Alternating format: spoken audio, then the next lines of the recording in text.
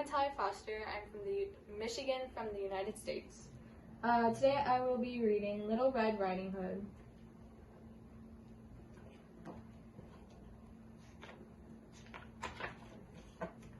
A long time ago, there lived a sweet little girl. She loved to visit her grandmother. One day, her grandmother gave her a special present.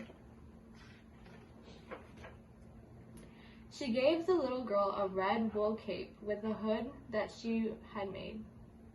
The girl liked the cape very much. She wore it everywhere. She even wore her cape to bed. Soon, everyone called her Little Red Riding Hood.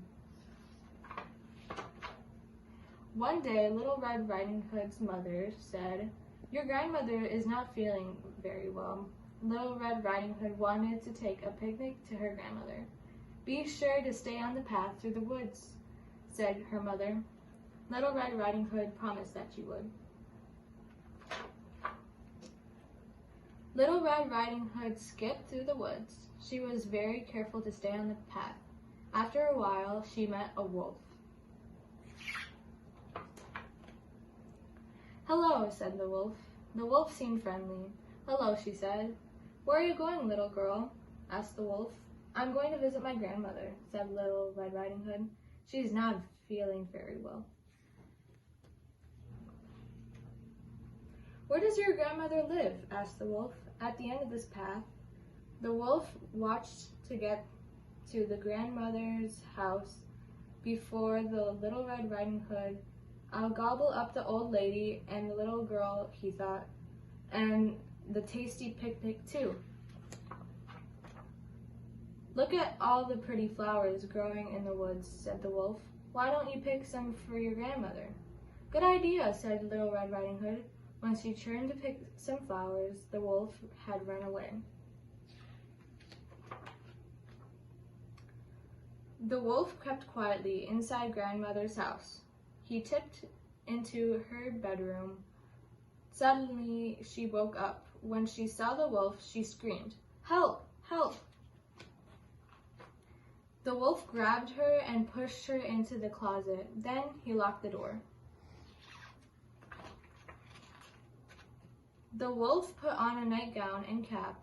He hopped into the bed. He pulled the covers up to his hairy chin. Little Red Riding Hood knocked at the door. "Grandmother," she called. "Come in, my dear," said the wolf in a high voice. Little Red Riding Hood went into the bedroom. Her grandmother looked very strange. "Grandmother, what big ears you have," she said. "The better to hear you with my dear," said the wolf. "Grandmother, what big eyes you have," said Little Red Riding Hood. "The better to see you with, my dear," said the wolf. "Grandmother, what big hands you have," said Little Red Riding Hood. "The better to hug you with, my dear."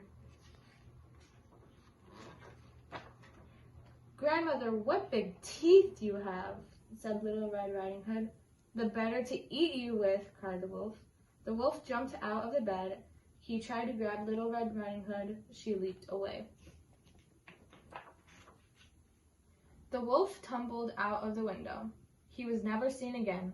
Little Red Riding Hood's grandmother pounded on the closet door. Little Red Riding Hood let her out. "What happened?" said grandmother. "I went off the path to pick you some flowers," said Little Red Riding Hood. "I think you learned your lesson," said her grandmother. "I'm just glad we're both safe." Then Little Red Riding Hood and her grandmother enjoyed their best visit ever. And yeah, that's Little Red Riding Hood.